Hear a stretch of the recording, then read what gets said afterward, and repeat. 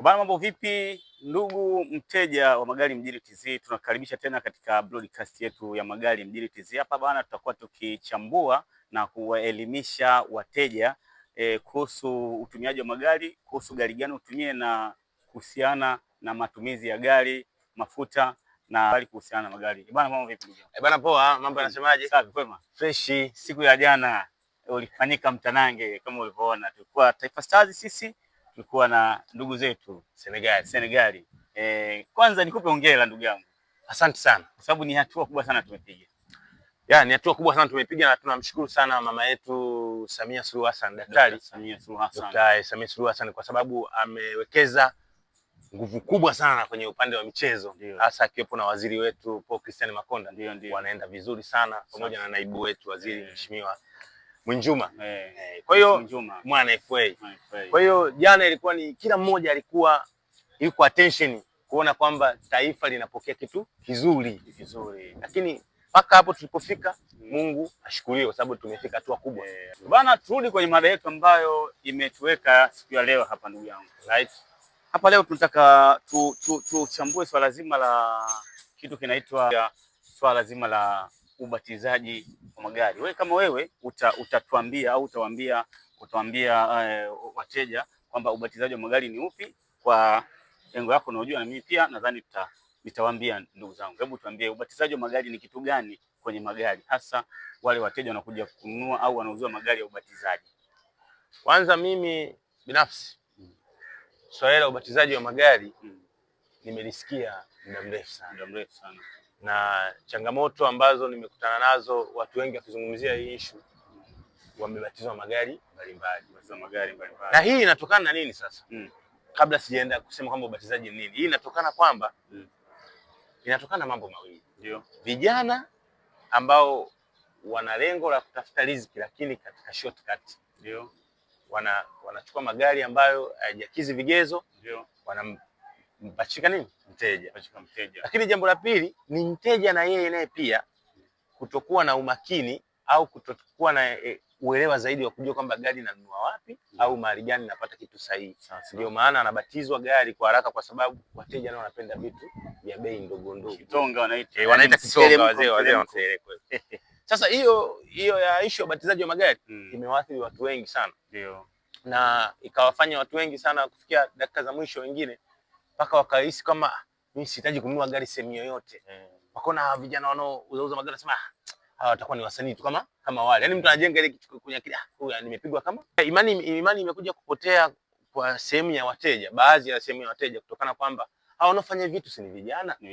Kwa sababu unajua mtu mkubwa, lakini nikatisha papata watu wazima wanafanya. Sijamaanisha vijana kwenye engo ya umri, nimaanisha vijana kwenye kazi. Ndio. Kwa sababu kuna vijana umri na kuna vijana ambao ameanza kazi. Yaani unajua kuna ile kazi, kuna kwa mfano kama Magari Mjini ni mkongwe kwenye kazi. Ndio. Kwa hiyo hatuwezi kuwa kwenye ile, yani kwenye level ya ujana kwamba ndio umeanza kazi. No. Wao machipukizi ama mafumuani. Mafumuani. Hao ambao ni underground. Ndio. Kwa hiyo wanakuja wanataka hivi vitu wapupa.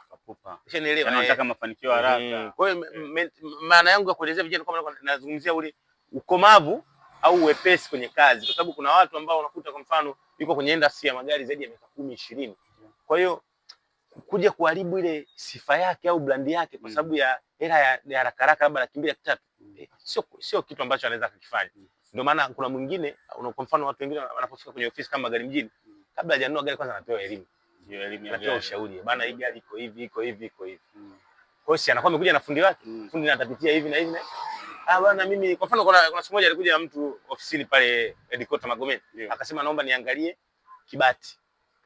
Nikamfunulia kibati ni kitu gani kwenye gari? Unaposema kibati unajua kuna mteja anataka kununua gari lakini hajui kibati. Tuambie kibati ni nini? Kibati ni kitu ambacho kimeandikwa zile serial number za gari, chassis number ndio kibati. Gari ya mwaka gani nini, umeelewa? Yani inakuwa na details fupi ambazo zinahusu gari. Inakuwa iko ukifunua bonnet unaiona. Ubatizaji ni kuipa gari namba. Let's say unaona hii gari namba DY. Hii gari inabadilishwa namba, inawekwa namba E. Umeona namba E au inawekwa namba C. Lakini hii gari inakuwa imebatizwa. Inabatizwaje? Kuna gari nyingi ambazo zinakuja chassis number, zinakuwa zimetoka kutoka nje, zimekuja Tanzania. So kuna watu ambao wanakuwa hawalipi ushuru. sawa, gari mpya kabisa, anakuja kuchukua mfano hii gari namba DYS, anachukua hii namba, anakwenda kuivisha ile gari ambayo ni chassis, ili akwepe ushuru, na pia anaenda pale kwenye engine, anakata ambacho tumesema kile kibati, anakikata gari cha hii namba DYS, anaenda kuivisha ile ambayo ni chassis number, yoyote anakwepa ushuru. Huo ndio ubatizaji. Kumbuka kile kibati kinakaa pale kwenye engine pale kwa mbele, ama kwenye siti kwa chini au pembeni. Kwa hiyo huo ndio ubatizaji. Kwa hiyo tumekuwa tukipata malalamiko makubwa sana.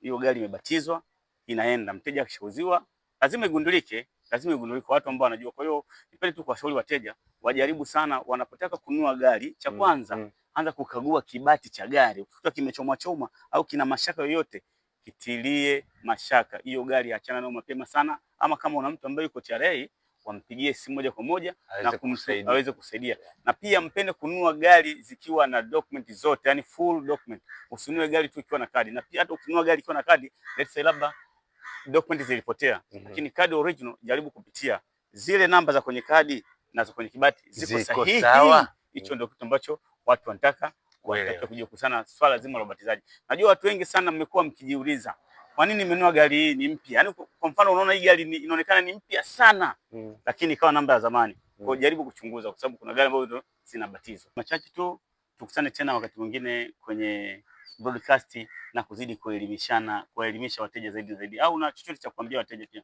Moja cha kuongezea kwa wateja ni kwamba sasa hivi tuna kitu kimoja kinaitwa Seleleka na Magari Mjini. Yaani ni kwamba njoo ofisini kwetu. Tuna ofisi Magomeni, tuna ofisi Kinondoni studio. Mkabala na mahakama ya kazi. Tunakupokea mteja kwa vyovyote ulivyo. Unataka kuweka kidogo kuwekeza, unataka kulipa keshi pesa, unataka kuagiziwa, tunakuagizia, unataka kuuza, tunakuuzia, ama tunanunua sisi wenyewe. Kwa hiyo niseme tu kwamba wateja, karibuni sana, msiache kutufuatilia katika kurasa zetu za mitandao ya kijamii Magari_Mjini TZ. Pia tuko TikTok pale Magari_Mjini TZ. Usiache kutupigia katika namba zetu za simu, ni 0784 97 37 96 au simu mezani 0710 34 13 64.